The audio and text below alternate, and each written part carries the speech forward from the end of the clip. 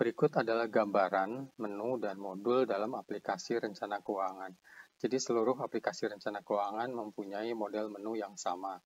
Kemudian modul-modulnya sendiri juga sama, perbedaannya hanya di bagian penjualan dan di bagian pendapatan. Karena itu disesuaikan dengan masing-masing usahanya. Dan kemudian juga nanti dalam aplikasi, kalau sudah dalam satu paket, ini semua menu cetak ini ada. Tapi untuk pembelian yang hanya rencana keuangan saja, tidak ada yang price list penjualan, proposal, yang ini terkoneksi dengan Microsoft Word dan Microsoft PowerPoint. Ya, sebenarnya ini rekap saja, hanya memang lebih sudah disiapkan tabel untuk di-copy dan langsung di-linkkan dengan file Word sama file PowerPoint. Oke, dalam aplikasi ini terdapat menu setup. Jadi di sini adalah data usaha untuk mengisikan nama, kemudian mengisikan tanggal awal usaha. Jadi ini kan rata-rata mayoritas untuk 5 tahun. Jadi tanggal awal untuk perhitungan hingga 5 tahun. Kemudian format laporan, ini adalah pengisian atau kategori laporan yang akan dijadikan referensi di proyeksi laba rugi, proyeksi arus kas, proyeksi neraca, dan proyeksi ekuitas. Kemudian di bagian perencanaan ada investasi aset, ini untuk mengisikan yang masuk dalam kategori aset dan juga untuk mengisikan perencanaan pengeluaran kas. Yang dimasukkan di aset di sini adalah yang mempunyai nilai penyusutan atau ada nilai jualnya setelah tidak digunakan lagi.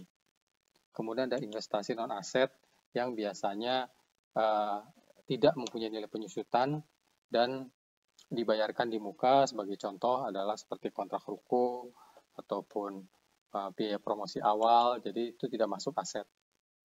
Kemudian ada modul penjualan, di mana ini mengisikan asumsi penjualan untuk usaha-usaha yang terkait. Di sini untuk asumsi penjualannya adalah yang barbershop.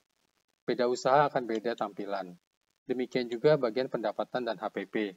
Ini adalah breakdown dari masing-masing usaha tadi yang diisikan di penjualan menjadi proyeksi per bulan yang bisa diset sesuai asumsi usahanya.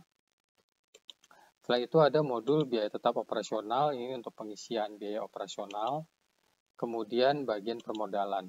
Jadi kalau semua aset, non-aset penjualan, pendapatan, dan biaya tetap sudah diisi, nanti akan muncul data rekap kebutuhan modalnya secara otomatis yang untuk kemudian bisa dibandingkan dengan permodalan yang diterima atau yang akan dicari di sini.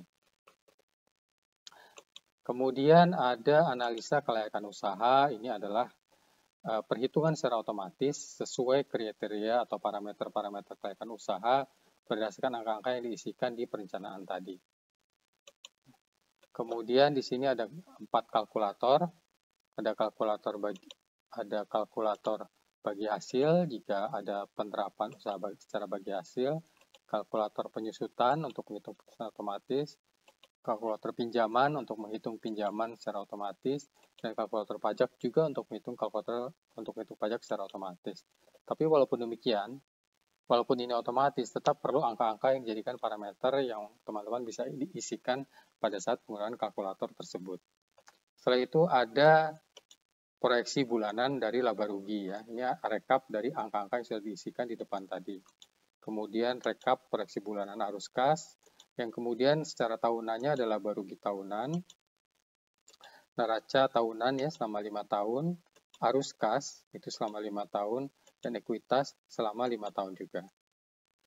Kemudian untuk kebutuhan cetak ya atau menampilkan kepada apakah itu investor atau kepada pemilik modal sendiri atau kepada pihak bank atau pemberi pinjaman. Di sini sudah disediakan halaman-halaman yang bisa dicetak, apakah itu dalam format cetak langsung atau PDF, untuk kemudian bisa disajikan kepada yang terkait. Di sini ada yang namanya ringkasan eksekutif. Ini kalau dicetak di Excel, ini juga ada nomornya di sini ya. Ini adalah rekap. Jadi kalau misalnya ada yang mau ditambahkan, dirubah-rubah di sini, tidak masalah. Karena ini tidak terhubung dengan data-data lainnya. Kemudian di sini untuk Excel, kemudian ada permodalan ya, ini rekap permodalan. Ya, sudah direkap semua kebutuhan angka modal dan kebutuhan item-item untuk modal. Kemudian ada untuk Excel proyeksi tahun pertama ya jika ingin dicetak. Kemudian ada proyeksi selama 5 tahun. Ya, ini semua untuk kebutuhan cetak di Excel.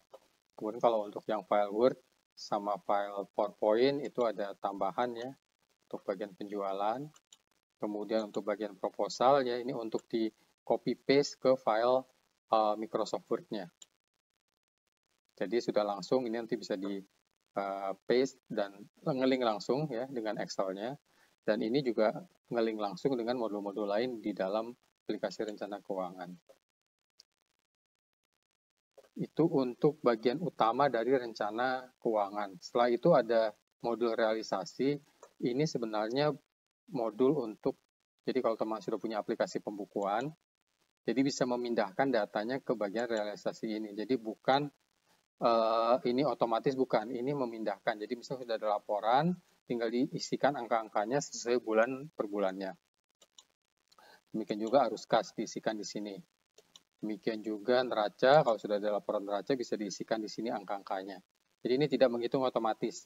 Jadi angkanya betul-betul mengambil dari angka pembukuan yang teman-teman sudah bukukan.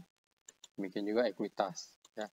Jadi kalau teman-teman sudah mengisi angka-angkanya di laporan tersebut, teman-teman bisa melihat hasil evaluasinya, apakah itu laba rugi setahun, ataukah arus kas setahun ya, sudah ada grafiknya juga. Kemudian juga bisa dilihat secara tahunan dibandingkan antara realisasi dan proyeksi, baik untuk laba rugi, neraca, arus kas, maupun ekuitas. Ya. Itu saja penjelasan atau menu-menu yang ada dalam aplikasi ini. Selain itu ada tambahan untuk cara penggunaan, teman-teman bisa ngeklik cara penggunaan di sini untuk melihat link langsung ke video mengenai cara penggunaan aplikasi rencana keuangan.